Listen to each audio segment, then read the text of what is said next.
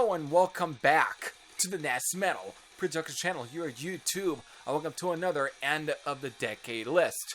So, for today's end of the decade list, I have picked my 8, at least, favorite thrash metal albums of the 2010s. So, before I do get into that, again, I wouldn't say this is a completely definitive list because I listened to quite a bit of thrash metal albums in the 2010s, which is definitely surprising because of, I don't know if you can say the 2010s was like the decade for thrash metal, but it definitely was a good decade for the genre.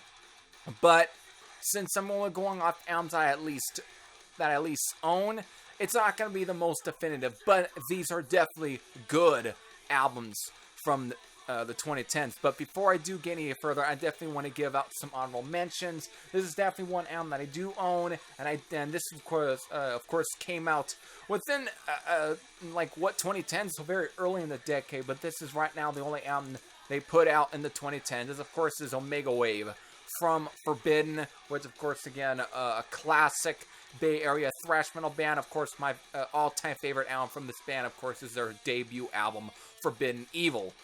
However, this album, I would not, the reason I didn't really put it within the list is it's not a bad album, but at the same time, compared to some of the other classic Bay Area thrash metal bands, like, of course, i.e. Testament, for example, and, of course, Exodus, I think in many ways put out stronger material and in many ways kind of surpassed them. I mean, it's kind of sad because, I mean, Forbidden Evil was, I would say, at times it's almost as good, if not even better than albums from, like, Exodus and Testament. I mean, again, it's definitely up there, but I don't think when it comes to some of those two bands, I think they definitely surpassed Forbidden in terms of quality. I mean, it kind of is. I mean, it's what been making for a really awesome album. I mean, it's good, but I don't think it was nearly as good enough. But it does deserve an honorable mention. Another one is an album I don't own, but it's definitely a good album, and it's probably my favorite from Overkill, and that's, of course, The Electric Age. I gotta give at least an honorable mention to that album. I mean, Overkill had a hell of a decade in the 2010s. I mean, holy shit, they put out 5 really good fucking albums in the 2010s. But to me, out of the 5, I would say The Electric Age was probably my favorite that Overkill put out in the 2010s. But since I don't own it, it didn't get put in the list, which is kind of sad because it's just an awesome album from Overkill. So without further ado, let's finally get into the actual list. So coming in at number 8 is, so I guess it's understandable. It of course is 13 from Megadeth, which is the first album that Megadeth actually released in the 2010s. It was released in 2011. Again, following their actually really good 2009 album Endgame, which again is a solid Megadeth album. But they followed up in 2011 with 13. Now, this album is not bad at all. This is definitely a good Megadeth album. If anything, the Megadeth album that probably should have been in the list is Dystopia, but I didn't buy that album, which, again, it probably would have definitely been a little higher if it was Dystopia. However, between the two, at least the two albums that at least Megadeth put out in the 20 that I did buy, which is this, and of course, the rather meh Super Collider. This is definitely the better album, but it's definitely not anywhere near the best album that Megadeth at least released. Again, but this was the first full-length album with the return of David Ellefson, who of course had left back in 2002 after The World Needs a Hero.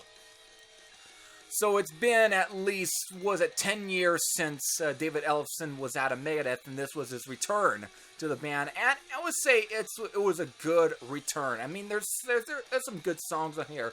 The opener, Sun Death, was actually what was originally released a year prior for the Guitar Hero Warriors of Rock video game. But here it's slightly, albeit, remixed.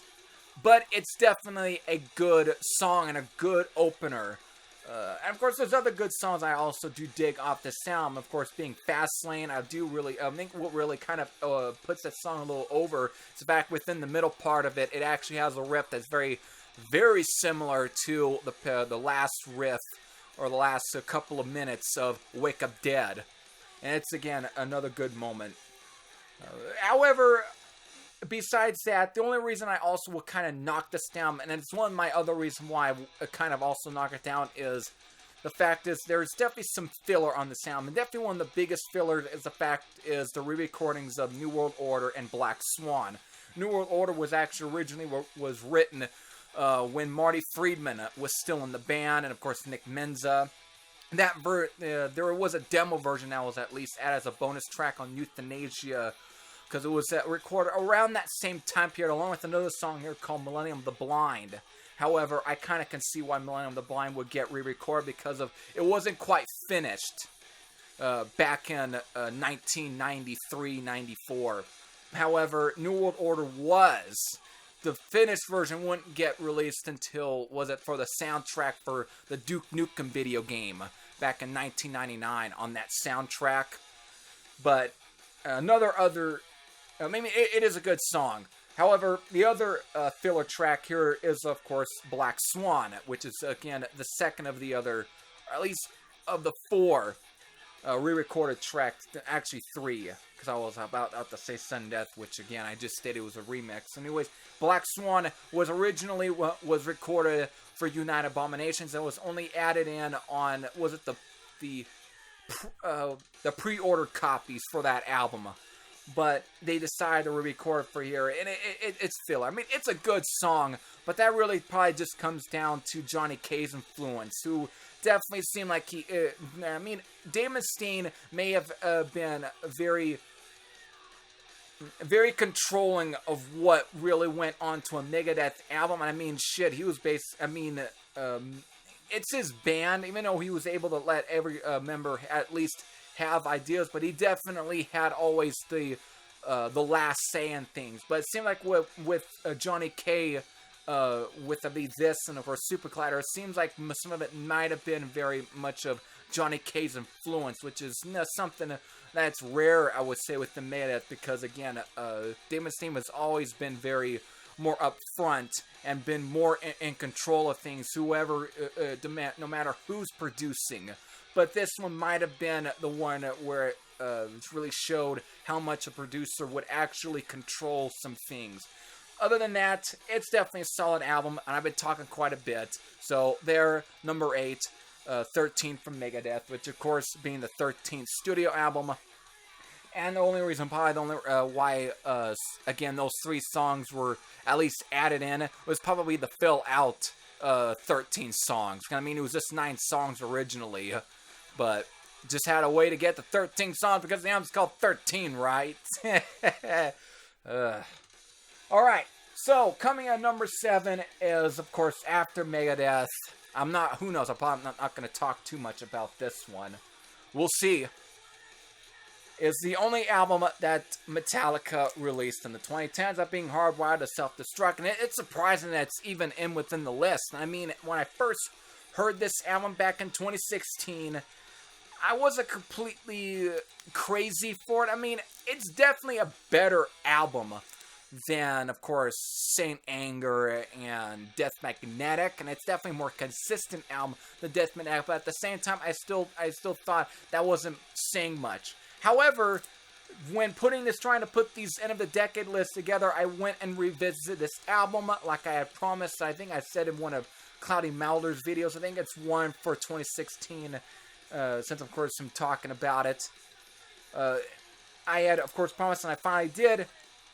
You know what? Surprisingly, I ended up enjoying it way more than I did when it actually came out. I mean, still, it's not a perfect album from Metallica, but it's still, in many ways, to me, it's probably some of the best stuff that Metallica has put out.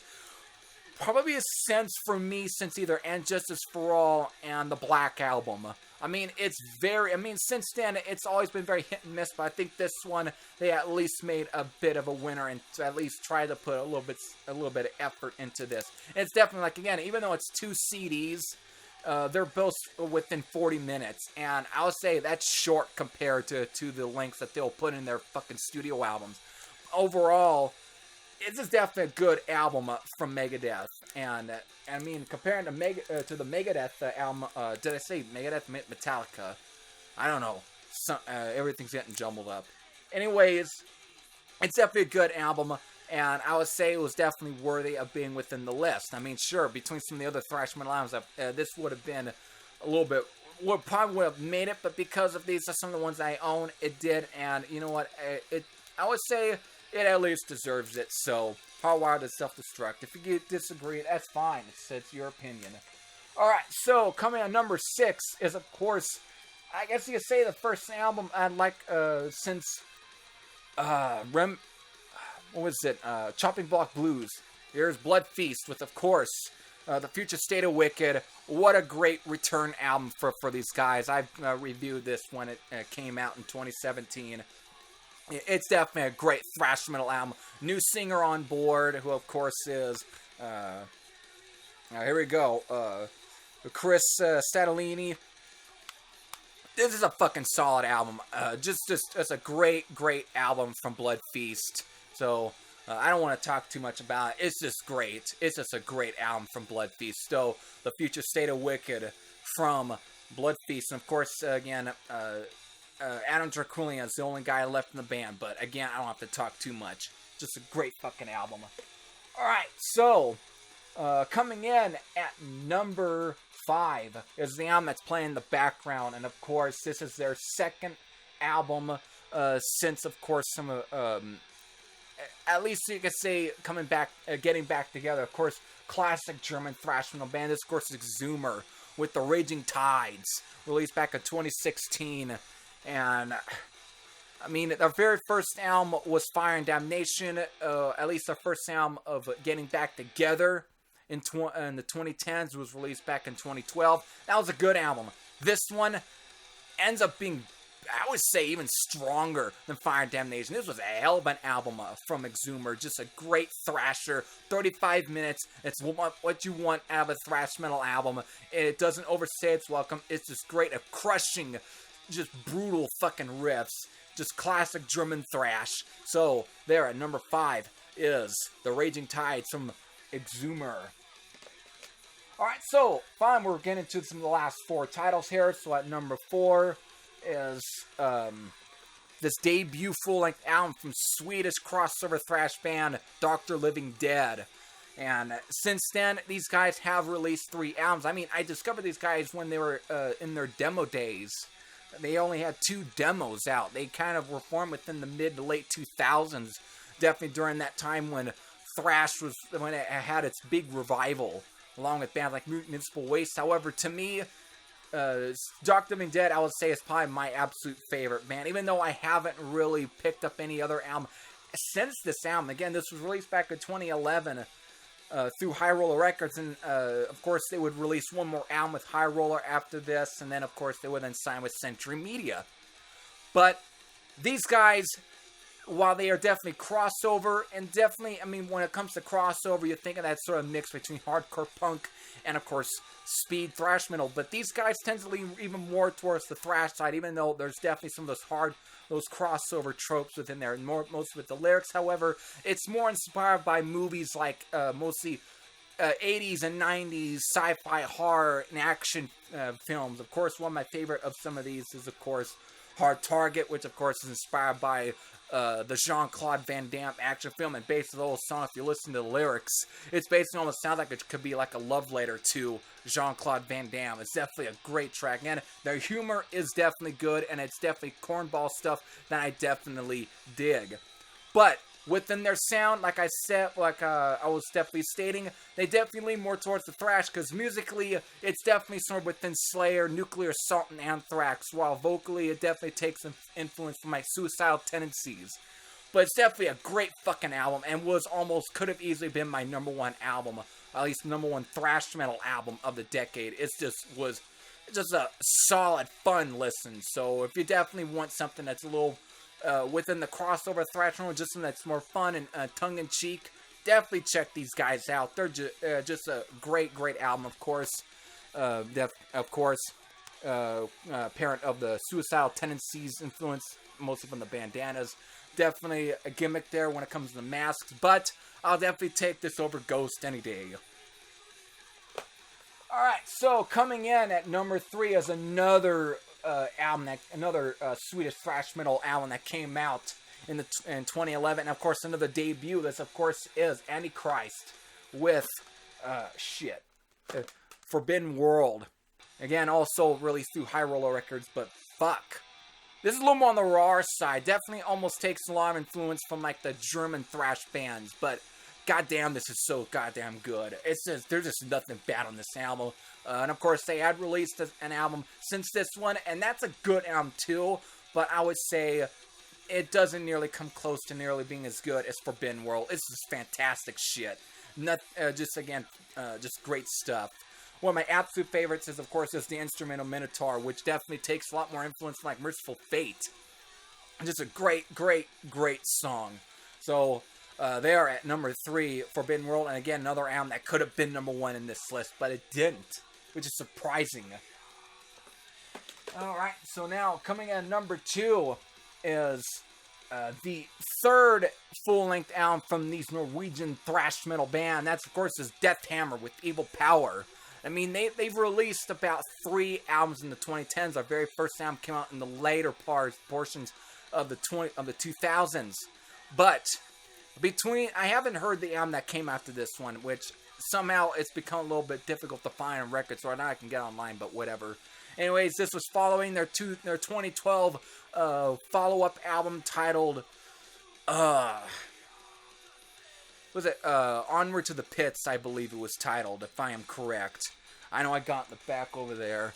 Anyways, to me, this is probably the best album for me from Death Hammer. I mean, these guys definitely have some black metal influences and even sometimes death metal influence. It's very raw. It takes a lot more influence from the German bands, like Destruction's Creator and Sodom and those kind of bands. It takes more influence, but it's still great stuff. There's just nothing bad on this album. It's just raw, in your face, guttural, speed thrash metal, just great stuff. And of course, it's all 2 guys here, as you can see, released through Hell's Headbangers Records back in 2015. Just fucking good shit. So there, Evil Power by Death Hammer, number 2, and this could have been number 1, but it didn't. What really surprised me, what ended up becoming number 1, is this album right here, which is Sounds of Violence from Onslaught, which this was their first release the first album that Onslaught released in the 2010s. They did come back together in the 2000s. They released an album. What was it called? Killing Peace? Something like that it was titled.